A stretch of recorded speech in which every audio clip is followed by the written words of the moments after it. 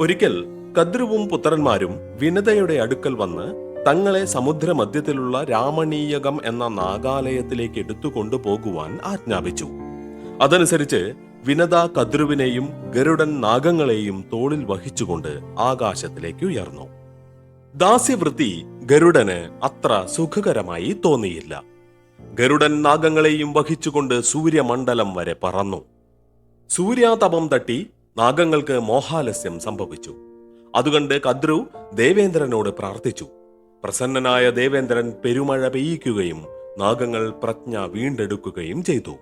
അപ്പോഴേക്കും അവർ രാമണീയകം എന്ന ദ്വീപിൽ എത്തിച്ചേർന്നു.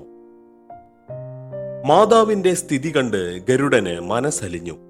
ഒരിക്കൽ ഗരുഡൻ കദ്രുവിനെയും നാഗങ്ങളെയും വിളിച്ച് ഈ ദാസ്യവൃത്തിയിൽ നിന്നും മോചനം ലഭിക്കാൻ എന്താണ് വഴിയെന്ന് ചോദിച്ചു. ദേവലോകത്ത് ചെന്ന് അമൃത് കൊണ്ടുവന്ന് തങ്ങൾക്കു തന്നാൽ ദാസ്യത്തിൽ നിന്ന് ഒഴിവാക്കാമെന്ന് കദ്രുവും സന്താനങ്ങളും പറഞ്ഞു. അതനുസരിച്ച് ദേവലോകത്തേക്ക് പറക്കാൻ തന്നെ ഗരുഡൻ തീരുമാനിച്ചു. ഈ തീരുമാനം ഗരുഡൻ വിനിതയെ അറിയിച്ചു. എന്നാൽ ദേവലോകത്ത് ചെല്ലുന്നതുവരെ ആഹാരം കഴിക്കുന്നതെങ്ങനെയെന്ന ഒരു പ്രശ്നം ഉത്ഭവിച്ചു.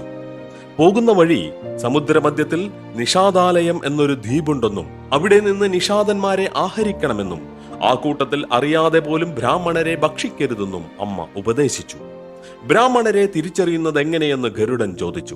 ബ്രാഹ്മണൻ കണ്ടത്തിൽ പ്രവേശിക്കുമ്പോൾ അഗ്നിയെപ്പോലെ ചൂടുമെന്ന് വിനിത പറഞ്ഞു.